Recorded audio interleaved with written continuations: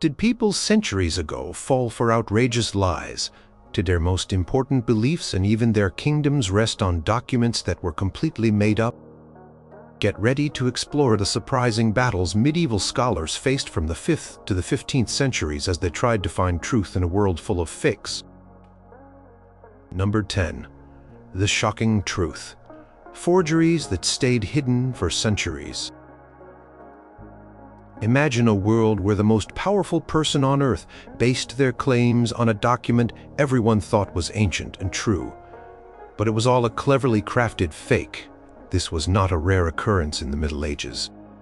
Scholars struggled with these invisible lies that shaped their understanding of the world for hundreds of years. One of the most famous examples of such a grand deception is the document known as the Donation of Constantine. For centuries, this text was treated as a genuine decree from the Roman Emperor Constantine the Great himself, dating back to the 4th century. It supposedly granted vast spiritual and temporal powers to the Pope, essentially making him the supreme ruler over all other bishops and even the Roman emperors in the West. Claimed Constantine, after being miraculously cured of leprosy by Pope Sylvester I, decided to hand over his imperial authority in Rome and the Western Roman Empire to the papacy. This seemingly ancient document became a cornerstone for papal authority, justifying countless actions taken by the Church for centuries.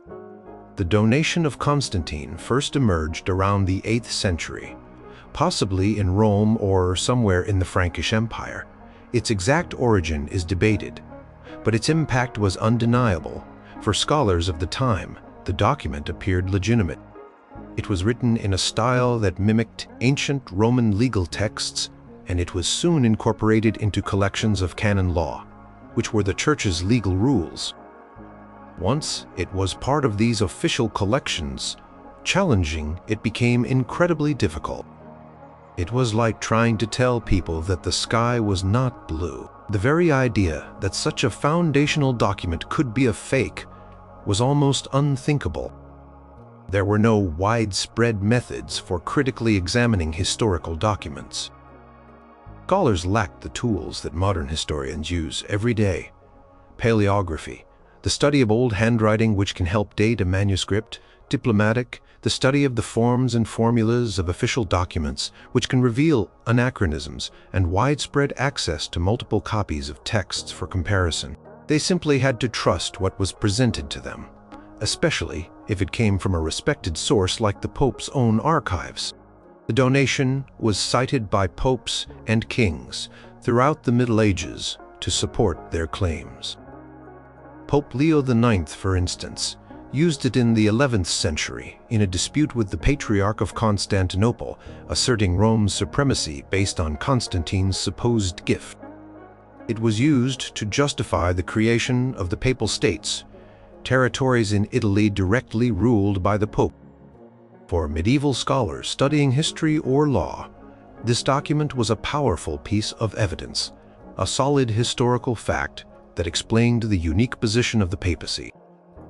They simply accepted it as part of the historical record, a fixed star in their intellectual sky. The deception went largely unchallenged for over 700 years. It was not until the Renaissance in the 15th century that scholars like Lorenzo Valla, using new methods of critical textual analysis and a deeper understanding of classical Latin, began to expose its inconsistency. Valla showed that the Latin used in the Donation was not the Latin of the 4th century, but rather of a much later period. Pointed out geographical and historical errors within the text that a 4th century writer would not have made. But for most of the Middle Ages, those critical insights were simply not available or not applied. The struggle for medieval scholars was not just about finding the truth, but about even conceiving that such a foundational text could be a deliberate fabrication. They lived within a system where challenging established authority, especially religious authority, was dangerous and often unthinkable. Another powerful example of a forgery that stayed hidden for centuries, deeply influencing medieval thought, is the collection of writings attributed to Dionysius the Areopagite. The New Testament briefly mentions a man named Dionysius, a member of the Athenian court of the Areopagus, who was converted by St. Paul's preaching in Athens. For centuries, a set of complex theological and mystical writings appeared, claiming to be from this very Dionysius. These writings explored the nature of God, the angelic hierarchy, and the path to spiritual enlightenment. They were deeply influential, shaping Christian mysticism and theology for over 1,000 years. Famous thinkers like Thomas Aquinas and Bonaventure relied heavily on these texts, incorporating their ideas into their own massive theological works. These Pseudo-Dionysian writings were seen as a direct link to the apostolic age, carrying immense authority because they were believed to be written by someone who had learned directly from Paul. This made them more valuable than any other Christian text outside of the Bible itself.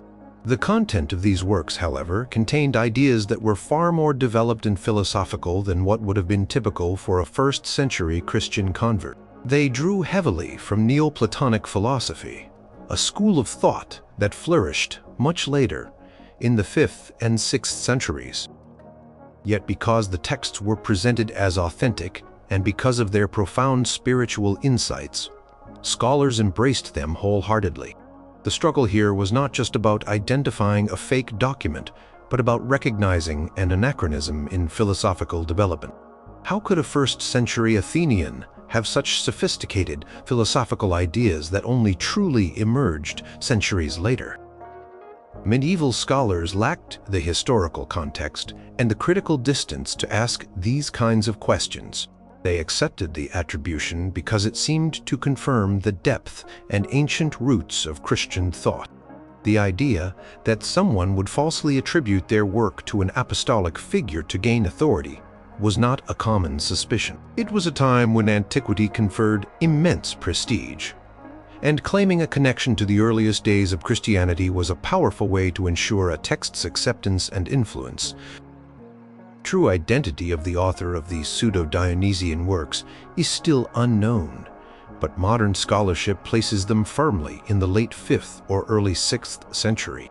It was only in the 15th century that scholars like Lorenzo Valla, who had also exposed the donation of Constantine, began to express doubts about the authenticity of the Dionysian writings, based on stylistic and historical grounds. Later, more definitive proof came from other scholars in the 16th century, who showed the clear philosophical dependence of the Pseudo-Dionysian texts on later Neoplatonic thinkers. For centuries, medieval scholars studied, memorized, and revered these texts, unaware that they were engaging with a theological masterpiece created by an unknown author, cleverly disguised as a voice from the earliest days of the Church. The deep impact of these long-hidden forgeries on law, theology, and political structures highlights the immense struggle scholars faced simply because they lacked the critical tools and the mindset to even suspect that such widespread, long-accepted truths. Number 9. When your entire worldview was based on a lie. Religious forgeries. Scholars in the Middle Ages often found themselves in a difficult position when the very foundations of their faith, the stories of their saints, and the authority of their church were built upon documents that later turned out to be untrue.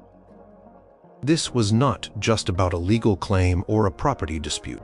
This was about the truth of salvation, the legitimacy of holy figures, and the divine order of the world. The struggle was deeply personal and intellectual. How could you question something that was considered sacred, even if nagging doubts surfaced? The donation of Constantine, mentioned earlier, perfectly illustrates this struggle.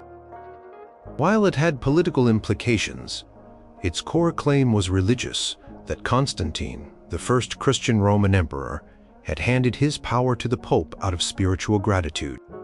For centuries, the very notion of papal supremacy over secular rulers and other bishops was bolstered by this document. Scholars and theologians who worked within the church system internalized this idea. When they wrote treatises on canon law or discussed the Pope's authority, the donation was a silent, powerful truth supporting their arguments. To doubt it would be to question the Pope's divine right, which was a dangerous and heretical thought in many contexts. The intellectual struggle for medieval scholars was immense. They were trained to believe in the truth of ancient texts, especially those associated with the Church. Their entire understanding of Church history, its development, and its unique position in the world was shaped by these narratives. When the narrative was based on a forgery, their worldview was fundamentally skewed. Another significant example of religious forgeries that impacted medieval scholars was the widespread creation of lives of saints, known as hagiographies. Many of these stories were genuine accounts of devout individuals, but many others were pure fiction, created to inspire devotion, enhance the prestige of a particular monastery or relic, or even to invent a saint where none existed. One common struggle for scholars was trying to sort through the often contradictory accounts of a saint's life. Miracles were often exaggerated, martyrdoms made more dramatic, and connections to apostles or early church figures fabricated to give a saint greater authority. For instance, the legend of Saint Ursula and her 11,000 virgin companions, supposedly martyred in Cologne, grew over centuries with increasingly elaborate and improbable details. Scholars studying these accounts had to reconcile fantastic elements with what they knew of historical reality, which was often very little. The purpose of these hagiographies was often spiritual edification, not historical accuracy, but scholars often treated them as historical fact. They struggled with a lack of historical method, which meant they could not easily separate pious fiction from verifiable truth. They simply accepted the stories as they were presented, adding to the vast collection of narratives that shaped Christian understanding. The struggle was particularly acute when it came to relics. Relics were physical objects associated with saints or holy figures, bones, clothing, even pieces of the true cross. They were believed to possess miraculous powers and were incredibly valuable, attracting pilgrims and donations to churches and monasteries. Many relics were genuine, or at least believed to be so with good reason, but many others were clearly forgeries. Pieces of wood were claimed to be from the true cross. Bones were attributed to saints with little evidence, and multiple churches claimed to possess the same relic, like the head of John the Baptist. For scholars, especially those responsible for the spiritual well-being of their communities, validating these relics was a serious matter. Yet how could they? There were no scientific tests, no DNA analysis. Their methods were limited to studying accompanying documents, which themselves could be forged, and relying on local tradition or divine signs. The struggle was to discern genuine piety from deliberate deception, a line that was often very blurry. They faced immense pressure to believe in the relics, as they were vital to the spiritual and economic health of their institutions. Questioning a relic was akin to questioning the faith itself, which could have severe consequences. Furthermore, scholars struggled with what are known as apocryphal Gospels and Acts of Apostles. These were texts that claimed to be additional Gospels or narratives about the apostles that were not included in the official Bible. While some were simply theological reflections, others contained wild, fanciful stories, like the Gospel of Pseudo-Matthew, which describes Jesus performing miracles as a child, or the Acts of Paul and Thecla, which tells of a female disciple of Paul. These texts circulated widely and were often read and studied by scholars, even though the church councils had not formally accepted them as canonical scripture. The struggle for scholars was to understand where these texts fit within the Christian tradition. Were they inspired writings, merely interesting stories, or outright fabrications? Without clear guidance from church authority or robust critical methods, scholars often found themselves trying to extract spiritual lessons from texts whose origins and authenticity were highly questionable. They might recognize the fantastical elements, but they lacked the framework to definitively dismiss them as forgeries. Instead, They might interpret them allegorically or simply tolerate their existence as part of the broader Christian literary landscape. The very worldview of medieval scholars was shaped by a tapestry of narratives, some true, some embellished, and some entirely invented. Their struggle was to navigate this complex landscape without the benefit of modern historical criticism, often under immense pressure to uphold existing beliefs and institutions.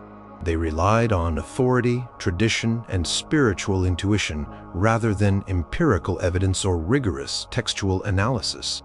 The discovery centuries later that many of these foundational texts were forgeries was a testament to the intellectual blind spots and methodological limitations of the medieval era, showing just how deeply embedded these lies could become in the fabric of understanding. Number 8. The land grab that wasn't. When documents shaped kingdoms. Beyond the spiritual realm, medieval scholars also grappled with forgeries that directly impacted power, land, and the very structure of kingdoms. These were legal and political forgeries, designed to create or expand rights, justify usurpations, or legitimize claims to property that did not truly exist. The struggle for scholars, especially those working for kings, nobles, or monasteries, was to determine the authenticity of charters, wills, and treaties that could literally redraw maps and shift immense wealth. Imagine a powerful monastery claiming vast tracts of land, citing an ancient charter supposedly granted by a long-dead king or emperor. For scholars tasked with defending or challenging such a claim, the primary evidence would be that piece of parchment. But how could they be sure it was real? Many medieval forgeries were driven by economic or political ambition. Monasteries in particular were frequent targets and perpetrators of forgery. They were major landowners, and as their wealth grew, so did the desire to protect or expand their holdings. Creating a fake charter that granted them rights to a forest, a village, or a toll bridge was a common tactic.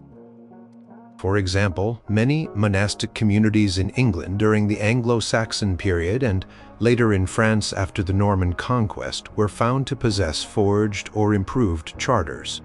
An improved charter was often a genuine document that had been subtly altered, perhaps by adding a new privilege or expanding a land boundary. It was incredibly difficult to detect such changes. Consider the case of the Abbey of Saint-Denis near Paris. This was one of the most powerful and wealthy monasteries in France, closely tied to the French monarchy. Over centuries, Saint-Denis accumulated a significant collection of charters, some genuine, some altered, and some completely fabricated. One notable example involved their claims to various territories and privileges.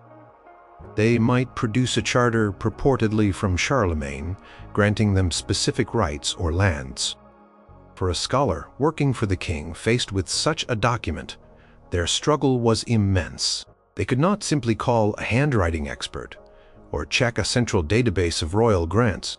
They had to rely on internal consistency, the general reputation of the abbey, and perhaps comparing the charter's language to other known royal documents. But even then, medieval legal language could be vague, and variations were common. A skilled forger could mimic the official script and seals with alarming accuracy. The motivation for such forgeries was clear: securing wealth, independence, and political influence. For scholars, the struggle was to discern the true legal rights of their patrons when faced with convincing but false paperwork. Another common form of political forgery involved genealogies. In a society where lineage determined status, power, and inheritance, a fabricated family tree could elevate a low-born family, justify a claim to a throne, or prove a spurious connection to a revered ancestor. For example, some noble families in medieval Europe would commission genealogies that connected them to ancient Roman emperors, biblical figures, or legendary heroes. These documents, often beautifully illuminated, served as powerful propaganda. For scholars examining these genealogies, especially if they were commissioned by a rival house or an aspiring claimant, The challenge was to find the flaws. They might look for inconsistencies in dates, names that did not quite fit, or anachronistic titles. However, record-keeping was inconsistent, and many ancient records had been lost or were difficult to access. This made the task of verifying long family lines incredibly difficult. A scholar might struggle for years trying to piece together a coherent family history, only to realize that parts of it were deliberately invented to serve a political agenda. The struggle intensified when forgeries were used to legitimize rebellion or a change in rule. A monarchic leader might claim to be the rightful heir to a throne, producing a forged will or a secret charter. During periods of civil war or dynastic struggles, the proliferation of such documents could create immense confusion and lead to further conflict. Scholars who were tasked with advising rulers or acting as legal arbiters found themselves in a moral and intellectual bind. Their duty was to uphold justice and truth, but the tools at their disposal to unmask sophisticated forgeries were primitive. A forged seal, for instance, was very difficult to detect. While modern analysis can identify tiny differences in wax impressions or the dyes used, medieval scholars lacked these methods. They might examine the general appearance of the seal, its weight, or the quality of its impression, but these were hardly foolproof methods. A skilled artisan could easily retouch a seal from a genuine document, or even use a real seal taken from an old, discarded document. Privilegium Maius in Austria is a fascinating case of a political forgery that was eventually accepted for centuries. This was a series of forged documents, supposedly from the 12th century, designed to grant the rulers of Austria special rights and privileges, effectively making them almost independent of the Holy Roman Emperor. These forgeries were created in the 14th century, but they were so skillfully crafted and so politically opportune that they were eventually recognized by Emperor Frederick III in the 15th century, albeit with some initial skepticism. For scholars in the Holy Roman Empire, the struggle was to reconcile these extraordinary claims with existing imperial law and tradition. Why would an emperor grant such unprecedented rights? The motivation was clear. The dukes of Austria wanted greater autonomy. The impact of these forged documents was profound, establishing a de facto independence for Austria that lasted for centuries. Medieval scholars, in the absence of robust forensic methods and pressured by political realities, often found themselves compelled to accept powerful forgeries as legitimate, even when they stretched credibility. The sheer audacity and widespread acceptance of these forgeries reveal just how precarious the pursuit of historical and legal truth could be in the Middle Ages. Number 7. How one tiny change could write history. The art of subtle manipulation. One of the most insidious ways medieval scholars struggled with faked news was not through outright obvious fabrications, but through tiny, almost undetectable alterations to existing texts. A single word changed, a phrase added, or a date subtly adjusted could completely transform the meaning and impact of a document, rewriting history or law right under their noses. For scholars, detecting these subtle manipulations was like trying to find a single grain of sand on a vast beach. Consider the work of a medieval scribe, diligently copying a manuscript. Sometimes the scribe might make an accidental error, omitting a line or misspelling a word. But other times, a scribe or someone instructing them might intentionally insert a small phrase or even a whole sentence to bolster a claim, support a theological argument, or discredit an opponent. These were called interpolations. For instance, in historical chronicles, a scribe might add a passage glorifying their patron, downplaying a defeat, or even fabricating an event to enhance their community's prestige. For a later scholar reading this chronicle, how could they tell the difference between a genuine historical record and a cleverly inserted piece of propaganda? They usually could not. They lacked the ability to compare dozens of copies of the same chronicle from different parts of Europe, or to verify the interpolated facts against other independent sources. Chronicler's word, as copied, was often the only word they had. Classic example of such a subtle manipulation, though debated by scholars, is the Testimonium Flavianum, a passage found in the writings of the Jewish historian Josephus from the 1st century. Josephus, a non-Christian, mentions Jesus in his work Antiquities of the Jews. The passage, as it appears in most Christian copies of Josephus, however, seems overtly Christian, almost as if Josephus himself believed Jesus was the Messiah. It describes Jesus as a wise man, if it be lawful to call him a man, for he was a doer of wonderful works, a teacher of such men as receive the truth with pleasure. He was the Christ. Many scholars now believe this passage was likely altered or interpolated by a Christian scribe in the early Middle Ages to strengthen the historical evidence for Jesus outside of the Bible. While Josephus probably did mention Jesus, the heavily Christianized version appears to be a later addition. For medieval scholars, however, this passage in Josephus was powerful evidence.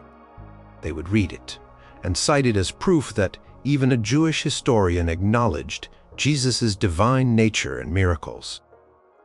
They had no reason to suspect that the text they were reading had been subtly altered centuries earlier. Their struggle was against an invisible hand, shaping the narratives they relied upon. Legal documents were also prime targets for subtle alteration. A charter granting rights to a monastery might have a clause added or removed that fundamentally changed the scope of its privileges. A boundary description in a land deed could be slightly modified to expand a property line. These changes were often made to look as if they were original parts of the document, perhaps by matching the handwriting, ink, and even the aged appearance of the parchment. Imagine a scholar reviewing a land dispute. They would examine the relevant charters, perhaps looking for signs of tampering, like smudges or different handwriting. But a skilled forger could be very good at making their additions appear seamless. The lack of standardized forms for legal documents across regions and centuries also complicated matters. What was considered a legitimate legal phrase in one era might be anachronistic in another, but medieval scholars rarely had the comprehensive knowledge to identify such subtle linguistic clues. Their world was far less standardized, making the detection of a single altered word a near impossible task. Dates could also be subtly manipulated. Moving a date forward or backward by a few years could legitimize a claim, alter seniority, or change the interpretation of an event. For example, a papal bull might be dated earlier to give it more authority, or a royal decree might be backdated to cover up an illegal action. Medieval scholars relied heavily on dates to establish chronology and authenticity. However, there were often multiple dating systems in use, and transcription errors were common. A forger could exploit this confusion, making a subtle change that would pass unnoticed by most. The struggle here was not just about identifying a false date, but about understanding the complex historical context and the different dating conventions that might apply. The very process of textual transmission made these subtle manipulations incredibly hard to detect. Every time a manuscript was copied, there was an opportunity for error or intentional change. If the original manuscript containing a subtle forgery was lost, then all subsequent copies would carry the alteration, becoming the new truth. Without a comprehensive library of comparative texts or the ability to gather and analyze multiple versions of a document, a medieval scholar was often stuck with the version they had in hand. Their struggle was a constant battle against the invisible currents of textual evolution, where a small, deliberate change could become enshrined as historical fact for hundreds of years. The sheer patience and meticulousness required to uncover such subtle lies as seen in the later work of Renaissance humanists were generally beyond the reach of most medieval scholars, highlighting the pervasive nature of these hidden forgeries. Number 6. The problem of proof. Why just having a document wasn't enough. In the Middle Ages, obtaining a written document was a major achievement. Parchment was expensive, writing was a specialized skill, and documents were relatively rare compared to today. So when a scholar was presented with a charter, a papal bull, or a historical chronicle, there was an inherent tendency to trust. The struggle was that simply having a document, even an impressive one, did not automatically mean it was true or authentic. Medieval scholars lacked robust methods to verify the proof that a document offered. One of the biggest issues was the lack of reliable comparison texts. If a scholar received a document, let's say a charter from a king, how could they know if it was genuine? Today we might check an archive, compare it to other known royal charters from that period, look for consistent language, seals, and handwriting. In the Middle Ages, such a comprehensive archive rarely existed. A scholar might have a few other royal charters, but they were likely from different kings, different periods, or even different scribes.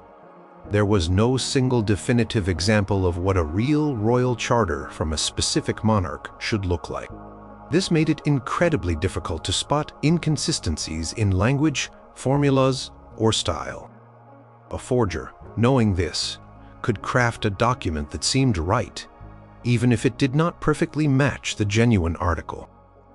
The scholar's struggle was the isolation of their knowledge. They often had no easy way to cross-reference or verify information, making every new document a potential trap. Seals were another significant challenge. Seals, made of wax or lead, were attached to documents to authenticate them. They bore the image or inscription of the person or institution issuing the document. Like a royal stamp, they were seen as powerful evidence of authenticity. However, seals could be forged too.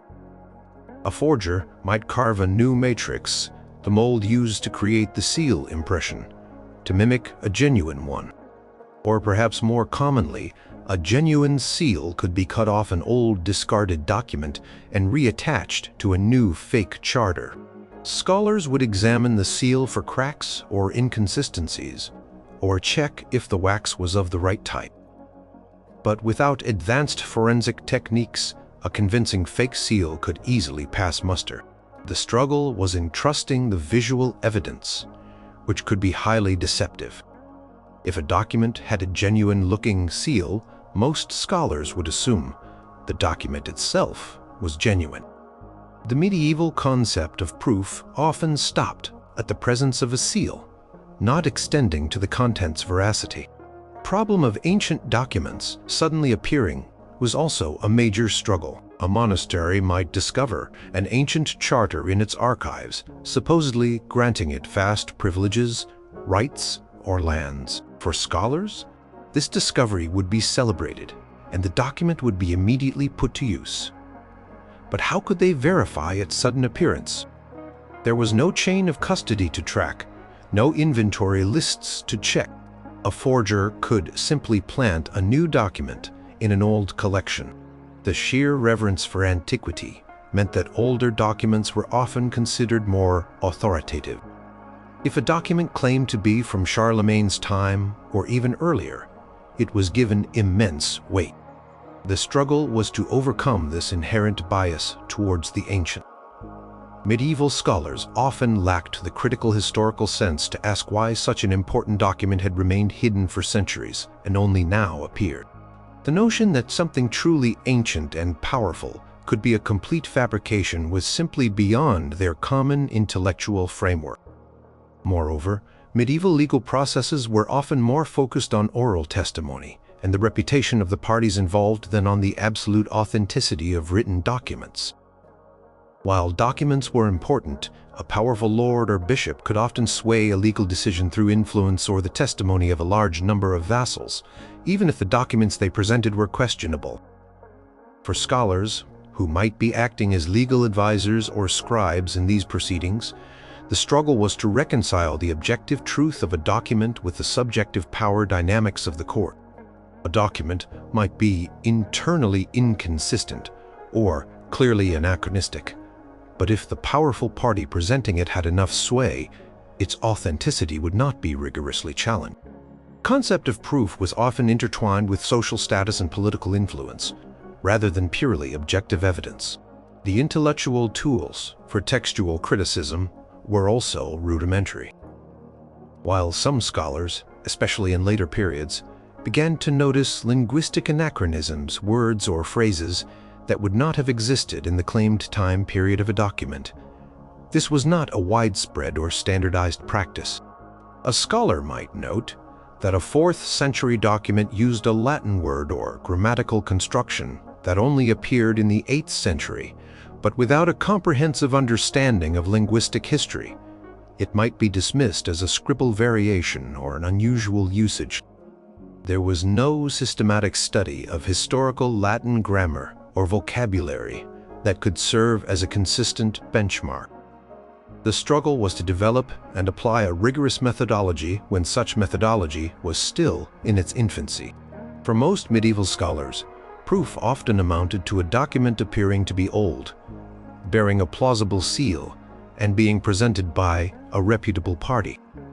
This simplistic view of evidence left them vulnerable to a wide array of forged documents, many of which influenced law, history, and theology for centuries before being exposed. Number 5. Trusting the turbaned scribes, the struggle with anonymous sources. Medieval scholars often faced a unique struggle, determining the reliability of texts whose authors were either unknown, hidden, or falsely attributed. In a world where authority was paramount and anonymity was common, how could scholars truly trust the information they were reading? This was not just about deliberate forgery, but about the very nature of textual transmission and the medieval understanding of authorship. Many medieval texts circulated anonymously. Chronicles, hagiographies, lives of saints, and even theological treatises sometimes simply appeared copied and recopied, without a clear author's name attached. For scholars, this presented a conundrum.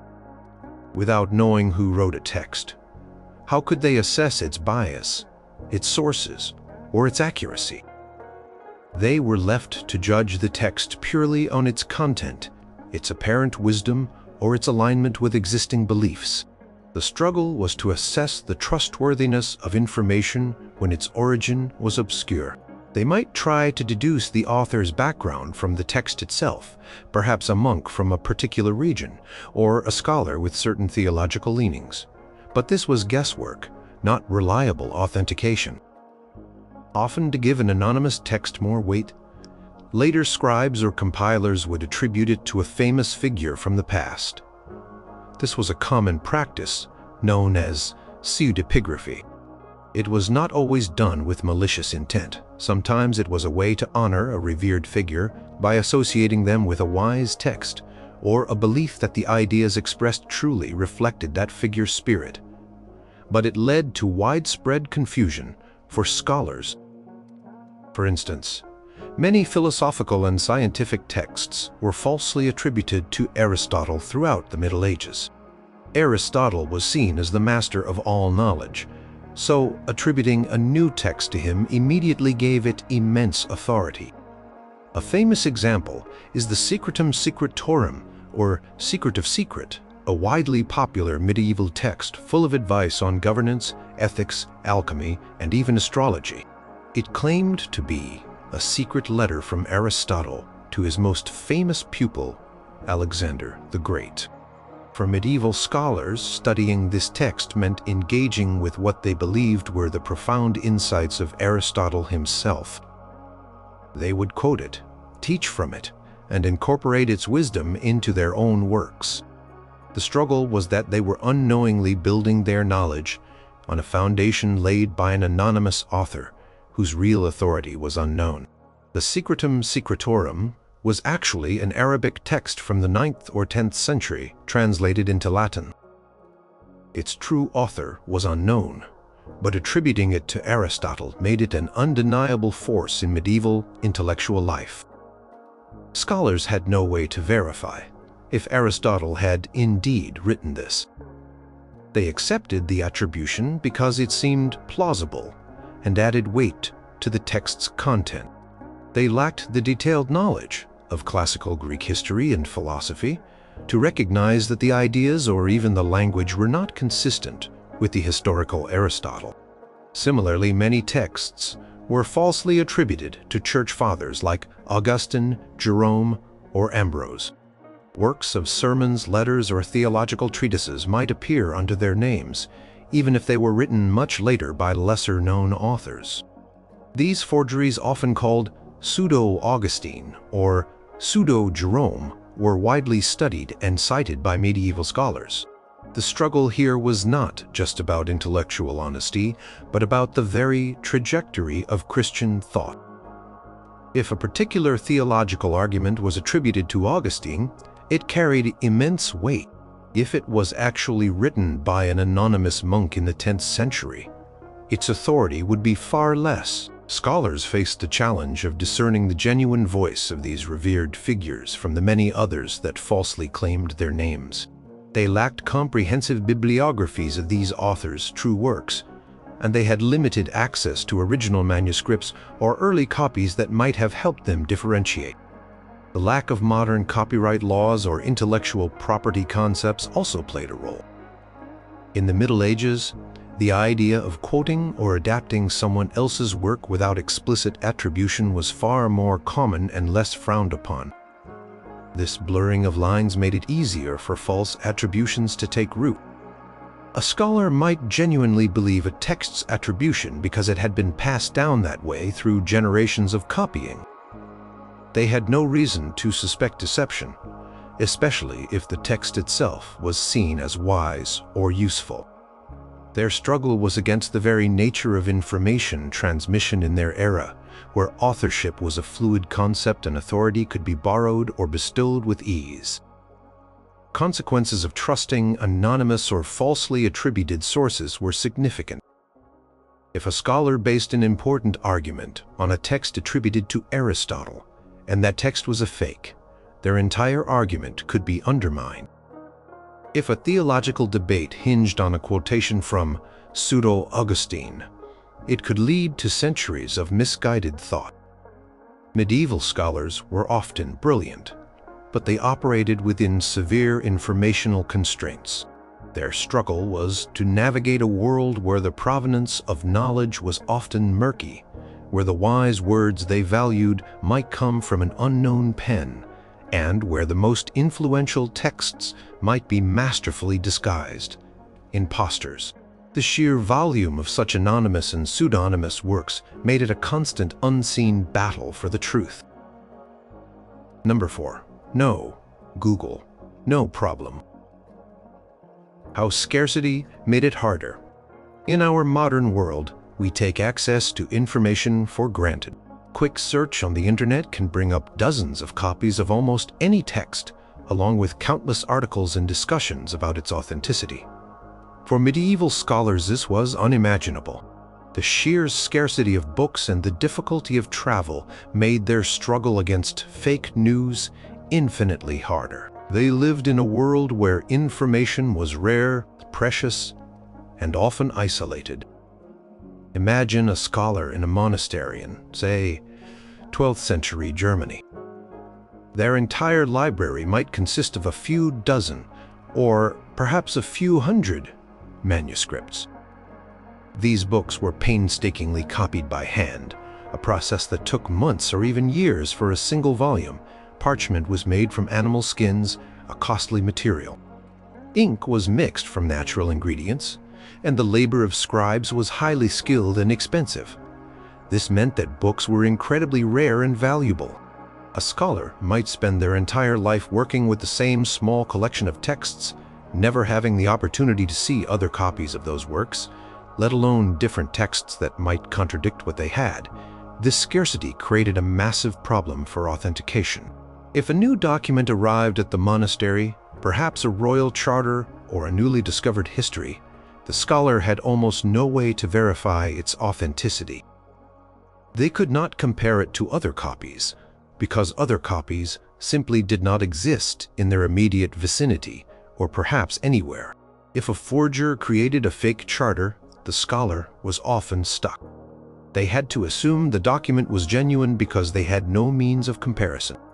There was no central archive of royal documents, no national library with multiple versions of texts.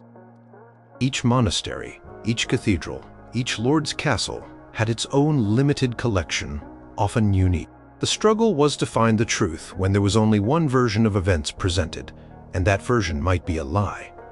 Travel was also incredibly difficult and dangerous. For a scholar to visit another major library, perhaps hundreds of miles away, could take weeks or months. Such journeys were expensive and fraught with peril from bandits, bad weather, and illness. This meant that scholars were largely isolated within their own intellectual communities. They could not easily collaborate, compare notes, or share discoveries about suspicious documents. The intellectual networks that exist today, allowing scholars to quickly disseminate information and expose forgeries, simply did not exist in the same way. A scholar in England might suspect a certain text was a forgery, but they would have no easy way to communicate their doubts to a scholar in Italy or France who might have a different copy or different information. The struggle was compounded by physical distance and the slow pace of communication. The limited availability of reference materials also hindered their ability to spot anachronisms.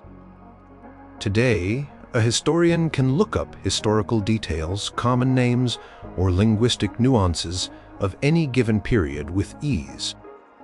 For medieval scholars, building a comprehensive knowledge of the past was a monumental task.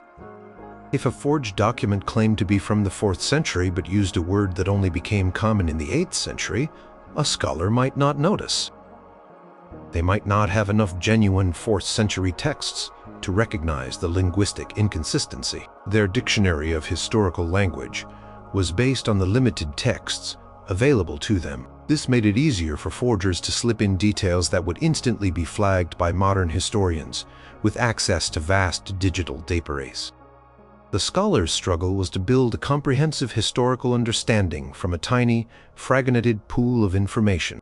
Furthermore, the very act of copying texts was prone to error but also to intentional alteration that was hard to detect without other copies. A scribe copying a text might accidentally omit a line, misspell a word, or even introduce a new phrase based on their own understanding or bias. If there was only one copy of that text circulating, this error or alteration would become part of the accepted tradition. If a later scholar wanted to verify the text, they would be copying from a flawed version.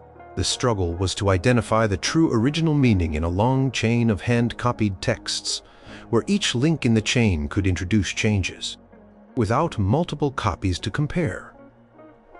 A scholar had no control group to determine what was original and what was an accidental or intentional modification.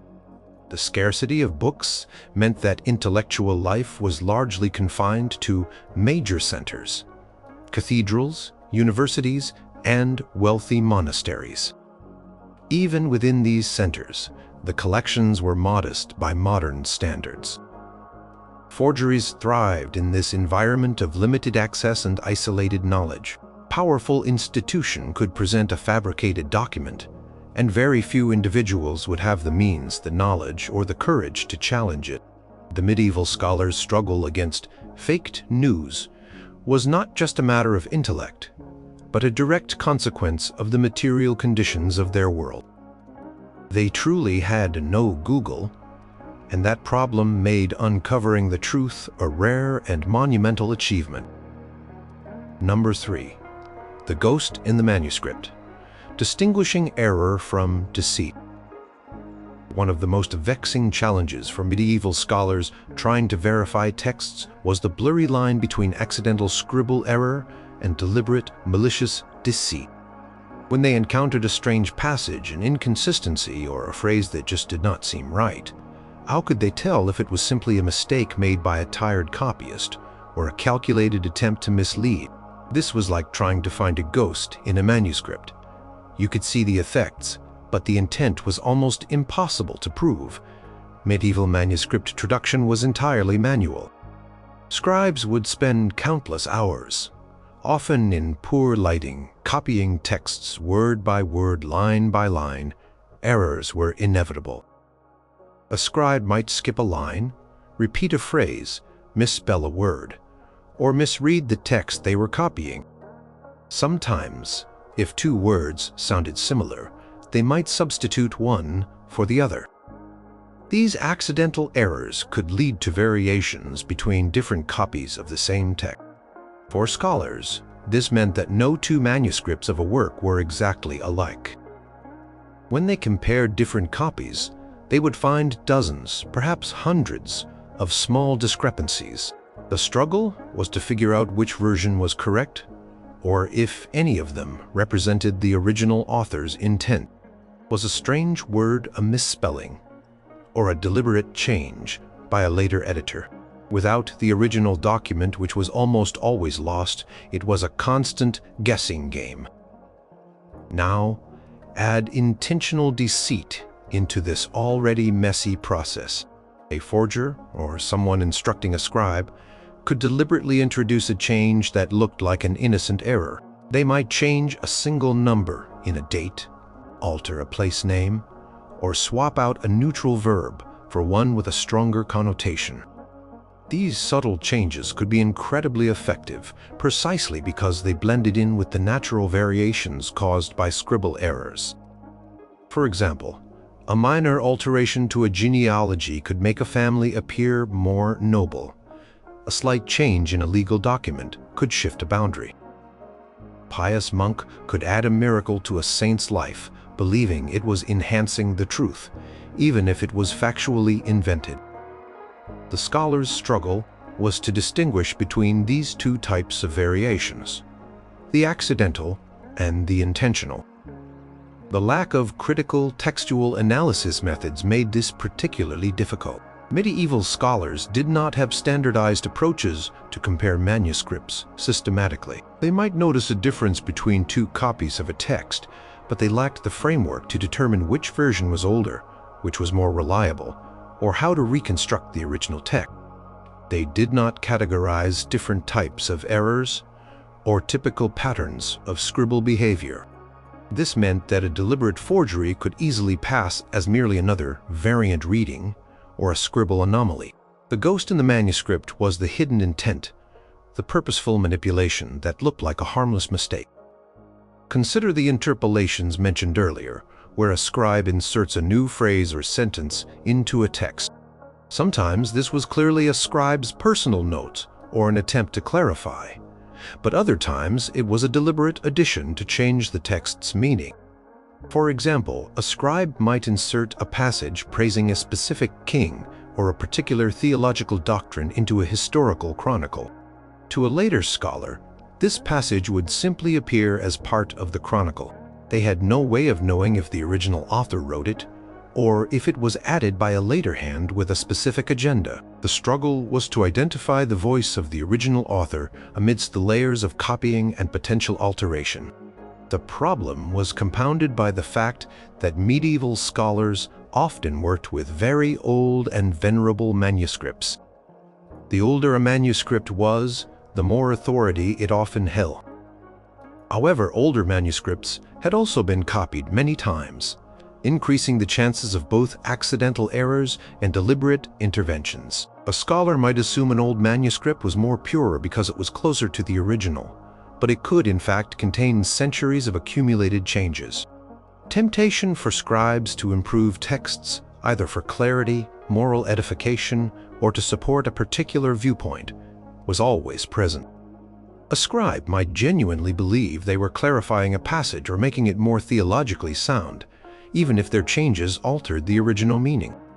This blurred the line between editing, correcting, and forging. The medieval scholar's struggle was to approach each manuscript with a suspicion that was hard to justify and even harder to prove. Without tools, like forensic examination of ink, parchment, or handwriting, and without a robust methodology for comparing multiple textual traditions, they were often left to the mercy of the ghost, the invisible hand of the forger, whose work was perfectly hidden within the seemingly innocent variations. They could often spot an oddity, but proving it was intentional deceit rather than a simple human error was almost impossible, leaving many forgeries undetected for centuries. Number 2. The authority trap. Why questioning old texts was taboo. One of the deepest struggles for medieval scholars was overcoming the immense weight of authority.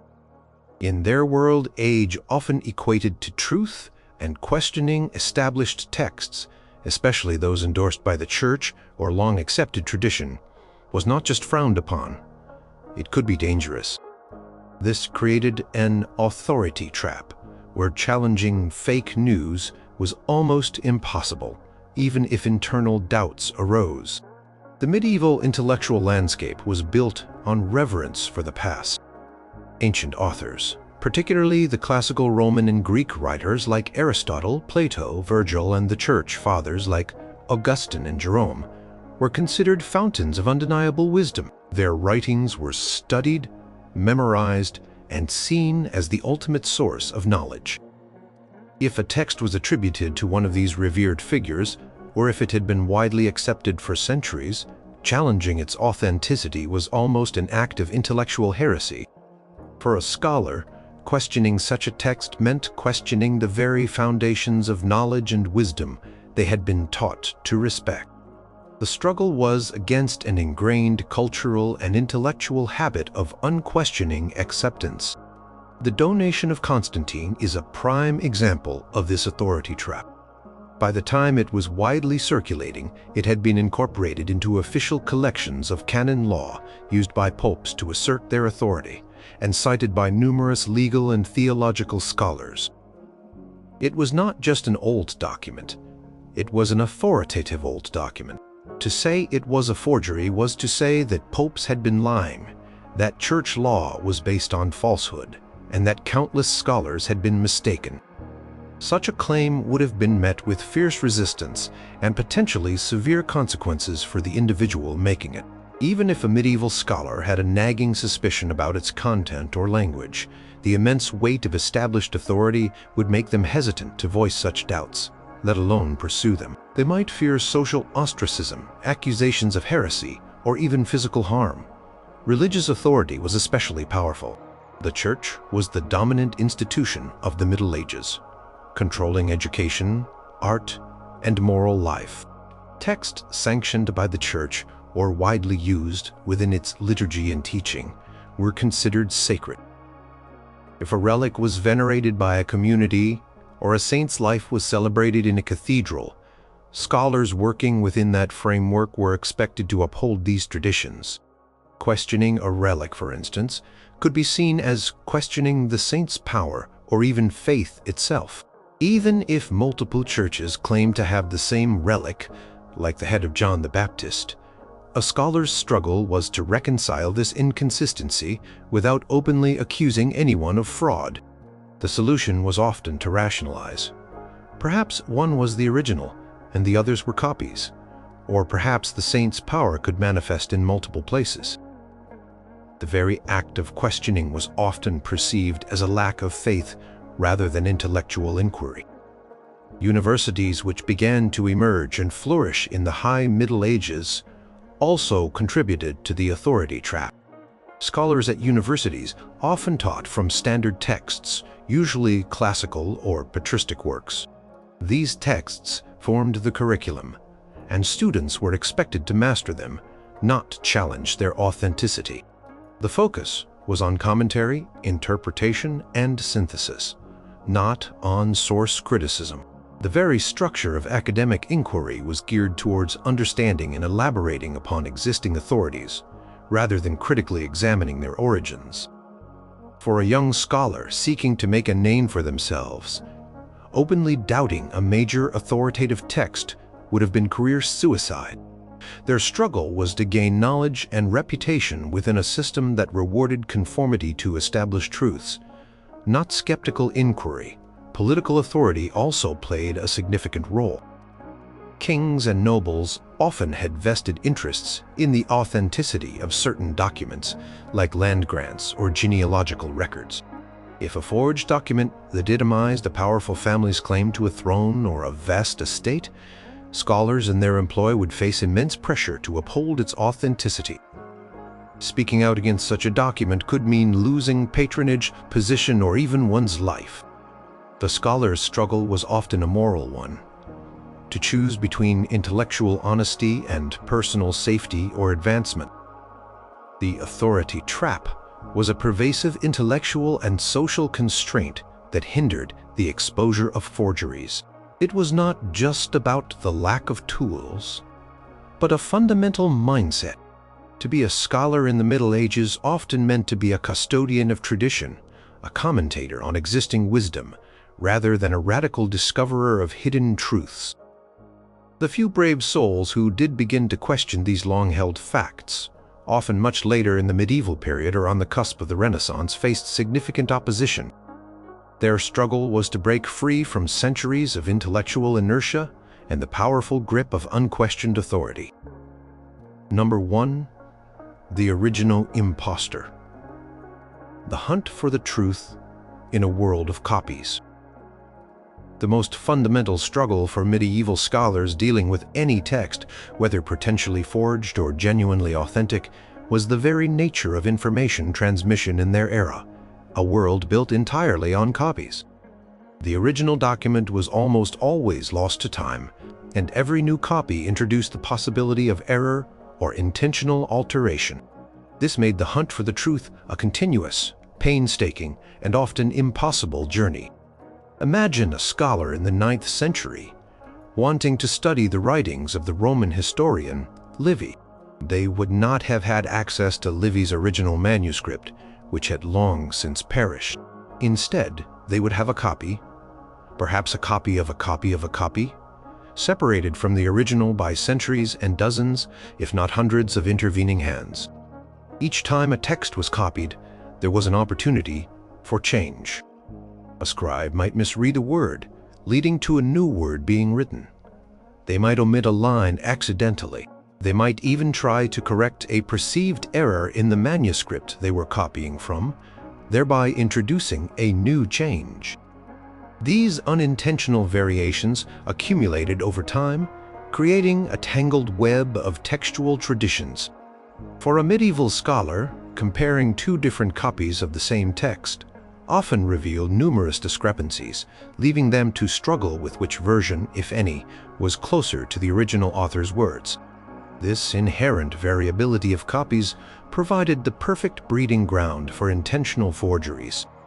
A skilled forger did not need to invent an entirely new document out of thin air. They could simply take an existing genuine text and subtly alter it during the copying process. By adding a sentence here, removing a phrase there, or changing a crucial date, they could transform a real document into a forged one without leaving obvious traces of tampering. The original impostor was not necessarily a brand new fake, but often a genuine text that had been corrupted into a new false version through clever manipulation during its transmission. The scholar's struggle was not just to spot a fake document, but to discern a corrupted document from an uncorrupted one within a long chain of copies. The lack of standardized spelling, punctuation, and grammar also made this task even harder. Unlike today, where printing presses produce identical copies and linguistic norms are relatively stable, medieval scribes had considerable freedom in how they copied texts. A word might be spelled differently from one scribe to another, or even within the same manuscript. Punctuation was often minimal or inconsistent. This meant that a deliberate change in wording could easily be mistaken for a mere scribble variation or a difference in linguistic usage. The scholar had to analyze the text without the benefit of consistent norms, making it difficult to pinpoint intentional alterations among the myriad of natural variations.